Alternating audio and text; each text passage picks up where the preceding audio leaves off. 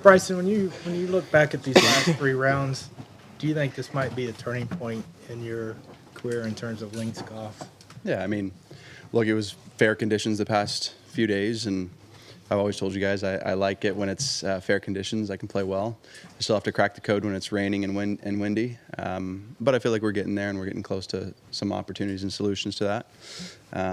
It just takes a long time to develop stuff. I'm starting to learn. But it was a fun 3 days. I was really proud of the way I turned it around and gave myself actually some hope on the third round after I was 3 under. That first 9, I thought, okay, if I go shoot 4 or 5 under on the back, give myself a chance on Sunday, throw myself up there, and then go out and play just as good as I did, like I did today, I could be right up there and giving Scotty a run. But I mean, Scotty's in a league of his own right now, and I played with him a bunch in college, and he was not that good, so he's figured out a lot of stuff since then, and it's really impressive to see, and something all we can learn from, for sure. Along those lines, your YouTube numbers suggest you're a superstar and you've transcended traditional golf. Could you see Scotty ever doing that in his own way? I think he's a family man.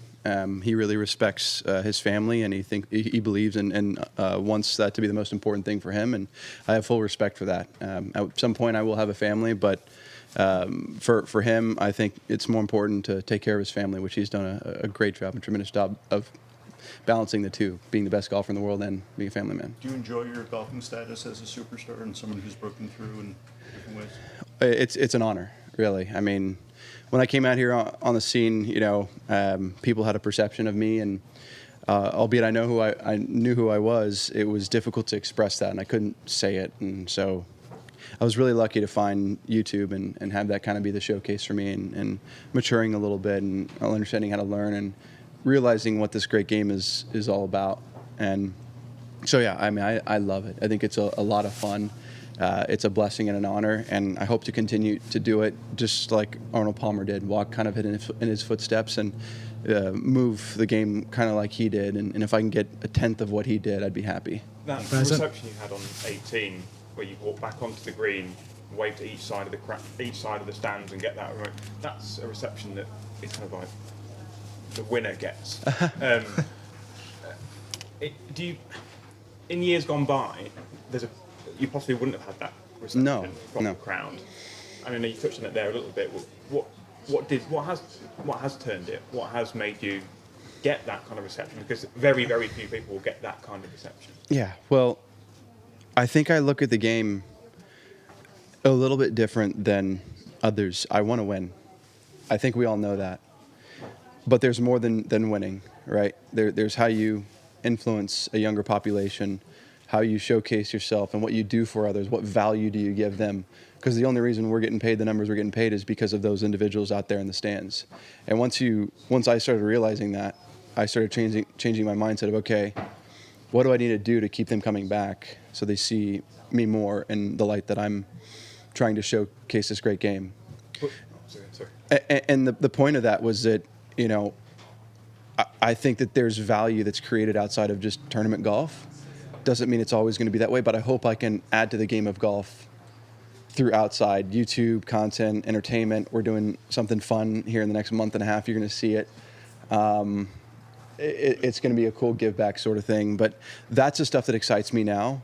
Not more than tournament golf, but almost just as much as tournament golf. And I think having another identity with that, saying, hey, look, I'm not just a professional, but I'm an entertainer as well, and I like showcasing myself to others and doing fun challenges because that's just who I am, is what has shown people the true side of myself and how I've been able to say, okay, I don't have to play good all the time. I can still, not do my best and still have relevance and care from others because I'm hopefully growing the game outside of just playing tournament golf. You said there was one moment. You said, when I realised that this was there a moment where you realised that and went, oh, okay, and then maybe when it was when I put the new driver in play in 2023, and I filmed a video with Phil Mickelson and Cameron Tringali, and it was a 2v2 with Honor Bond and myself. It was supposed to be the Crushers against the High Flyers, and we were just going playing a 9-hole little thing, and it got a couple million views. And then I went and shot 58, and then we put it on YouTube, and it got another million views. And we're like, whoa, these are crazy numbers. There's obviously something different here that people want. And I said, okay, this is now the time to kind of like double down on this and see how far we can go with it. You know me, guys. Like I love pushing the distance on certain things. And I said, all right, let's try doing this on YouTube. And then I realized, my goodness, there's so much more than tournament golf. They want to see entertaining content. They want to be given as much value-added material as possible. And that's the goal I just try to do is entertain and give as much value-added material as possible now. Bryson, Bryson, with the Ryder Cup coming up in a couple months, I'm wondering just what have you learned about team golf over the last several weeks since the last time we saw you? Man, we have the most wins on Live right now as the Crushers, and it's been so much fun playing with Paul, Honorbon, and Charles. And the way I've personally led my team is I've let them be their individual self, their best individual self. However I can get Paul to be his best, Charles to be his best, and Bond to be his best is what has led us to be the most successful out there. And they're great golfers, right? They're unbelievable. They've had great careers, and they still continue to have a great career. And I think that's how I've learned from team golf is let the individual be the best individual they can possibly be to add to the team.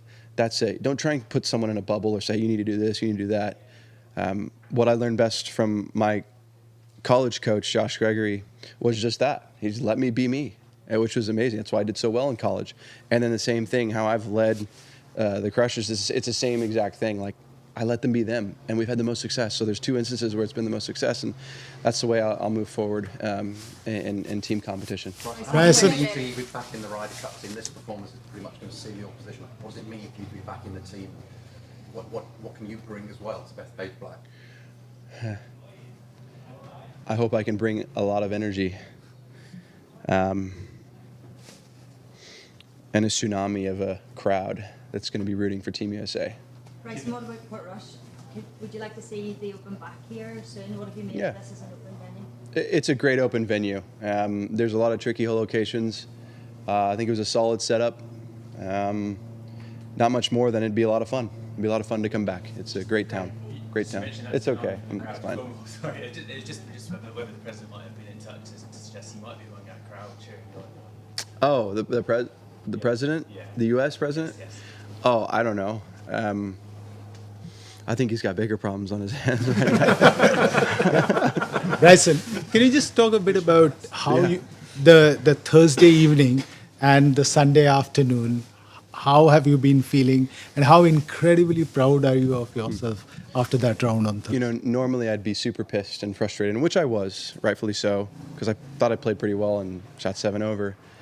But I said to myself, okay, I'm going to do something different this time. I've been working on myself and working on how I am and how I act and whatnot. I said, okay, I'm going to transition my brain to saying, look, I'm going to give it everything I have tomorrow, no matter what happens. I'm going to go full force, attack like it's Sunday of a major championship, and that's what I did. Throughout the 3 days?